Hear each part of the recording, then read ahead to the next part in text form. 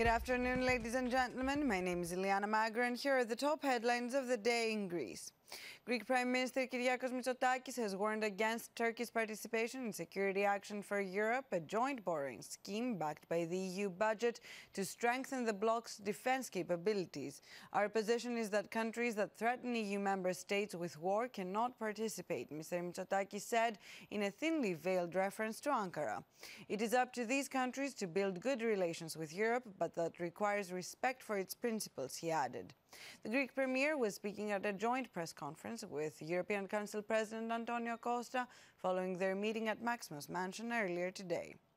Now, lawmakers are convening today to begin investigating the OPECP agricultural subsidy scandal. The probe will cover the period from 1998 to the present, as the government majority decided. The committee has an initial 3-month deadline to submit its findings, with the possibility of extensions if needed. Meetings are expected to be tense as the entire opposition questions the ruling New Democracy Party's commitment to a thorough investigation. Now, an Athens court has found Maria Marangeli and Philistor Destembasidis, two former protected witnesses in the Novartis case, guilty of giving false testimony and making false accusations against 5 and 3 individuals, respectively.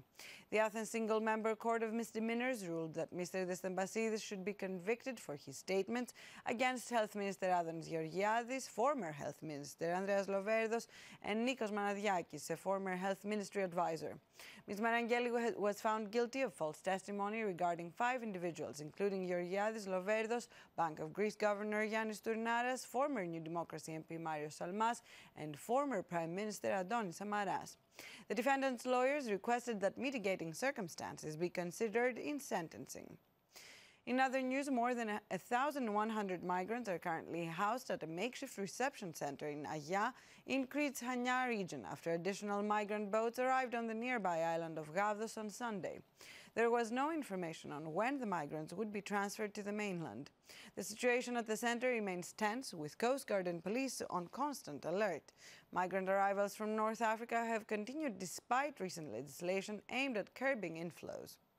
Finally, the Ecumenical Patriarch Bartholomew has arrived in Washington, starting his 12-day apostolic visit to the United States. The official welcome ceremony took place at Joint Base Andrews, where the Patriarch was received by the U.S. Chief of Protocol. Present were Archbishop Elpidophoros of America, members of the Holy Synod, government officials, and representatives of the Greek-American community, reflecting the significance of this historic visit. In Washington, Bartholomew will participate in a series of high-level meetings, including one of great significance with President Donald Trump at 2 p.m. Washington time today at the Oval Office. And that's all for today. Ladies and gentlemen, tune in again for Greece's first English language news bulletin tomorrow, and have a good afternoon.